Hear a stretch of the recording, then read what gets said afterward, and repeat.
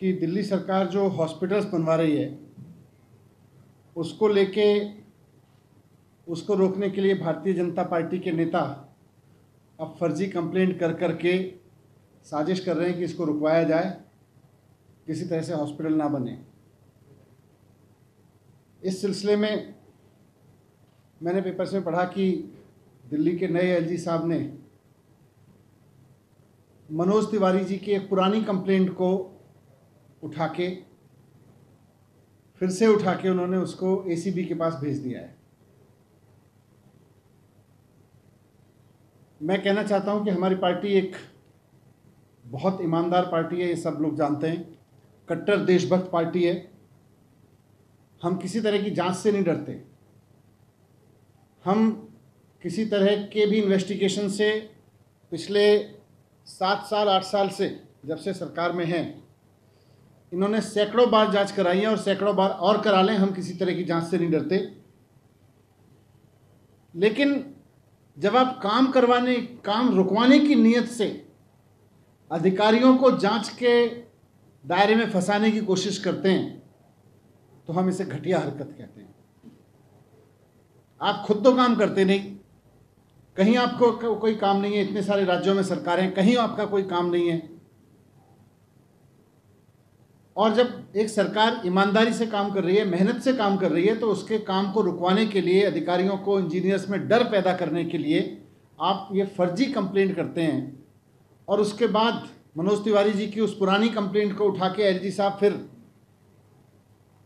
Proper procedure follow किए बिना, नियम कायदे कानूनों को किनारे करके उसकी एसीबी से जांच कराने के ऑर्डर भी करते हैं।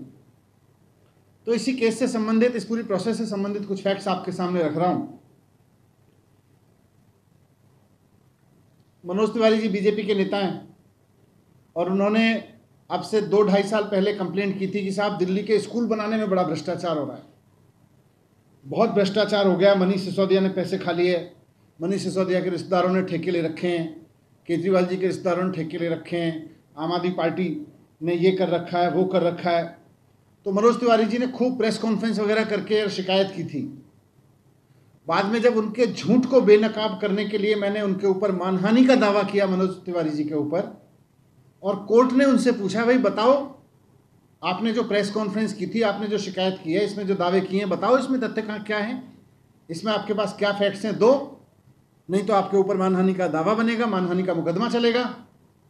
तो एक भी तथ्य दे नहीं पाए मनोज तिवारी जी। भारतीय जनता पार्टी दिल्ली के सरकारी स्कूलों में भ्रष्टाचार का एक भी तथ्य पेश नहीं कर पाई कोर्ट में, बल्कि उनके सो कॉल्ड बड़े बड़े नेता जो दावा कर रहे थे वो तुरंत बड़े अदालतों में भागे, साहब हमें छोटी अदालत से बचाओ, हमारे ऊपर मानहानि का दावा कर रही है, हमसे सबूत मांग रही है।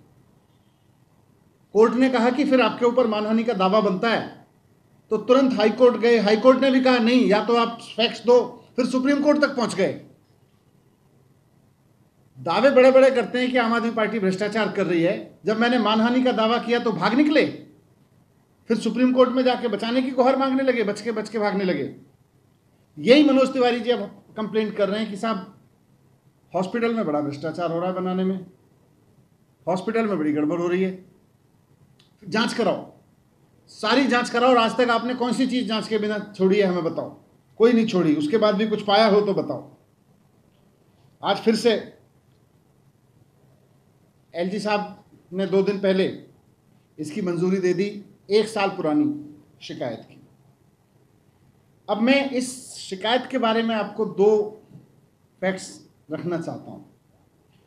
पहला तो ये कि ये शिकायत 1 साल पुरानी थी, देन एलजी के पास मनोज तिवारी जी ने की थी, पुराने एलजी श्री अनिल बैजल जी के पास में, और उन्होंने इसकी पूरी पड़ताल करने के बाद उस पर यह निर्णय लिया था कि ये वाहियात शिकायत है, इसमें कोई फैक्ट नहीं है, ये राजनीतिक रूप से खड़ी की गई शिकायत है, इस पे इस तरह की शिकायतें ये लोग करने के आदी हैं, इसलिए उन्होंने उसको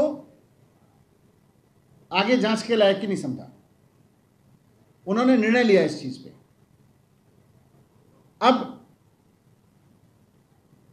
नए एलजी साहब ने वापस इस शिकायत को फिर से उठाया और इसको एसीबी को दे दिया। फिर से कह रहा हूं कि हम किसी जांच से नहीं डरते। लेकिन आप प्रोसीजर तो फॉलो करोगे। प्रिवेंशन ऑफ करप्शन एक्ट कहता है कि किसी भी, मैं आपको पढ़ के सुना देता हूँ प्रिवेंशन ऑफ करप्शन एक्ट की लाइन। वो कहता है कि no police officer, in this case ACB और anybody, no police officer shall conduct any inquiry or investigation into any offense alleged to have been committed by a public servant, यहाँ पे एक engineer के खिलाफ शिकायत की गई है, public servant under this act where the alleged offense is relatable to any recommendation made or decision taken by such public servant in discharge of his official function or duties without the previous approval of state government।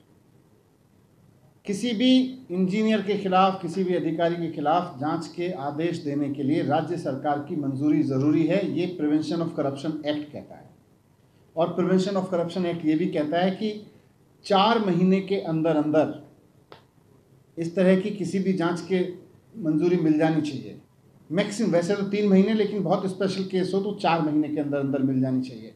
केंद्र सरकार ने prevention of corruption act में शिकायत करने के और उसकी जांच कराने के लिए पूरा 3 सितंबर 2021 को लेटेस्ट SOP बना रखा है। लेकिन इसको वायलेट करते हुए LG साहब ने बिना राज्य सरकार से पूछे हुए सीधे उसको ACB को दे दिया, उसको एंटी करप्शन ब्रांच को दे दिया, एक पुरानी शिकायत को जो साल भर पुरानी थी, जिसको देन LG साहब खारिज कर चुके थे।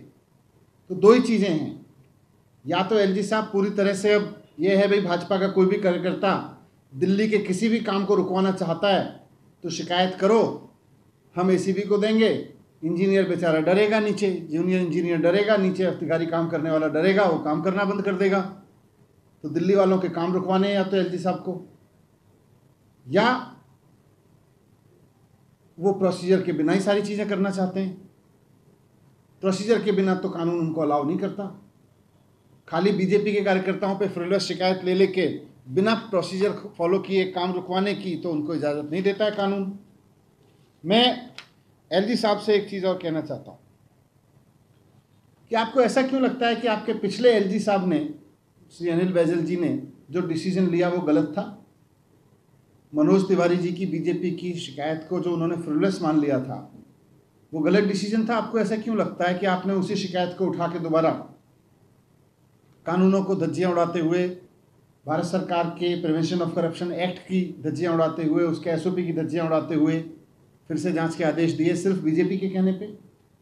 हम भी भ्रष्टाचार के खिलाफ है और सबसे ज़्यादा ईमानदारी के काम करते हैं।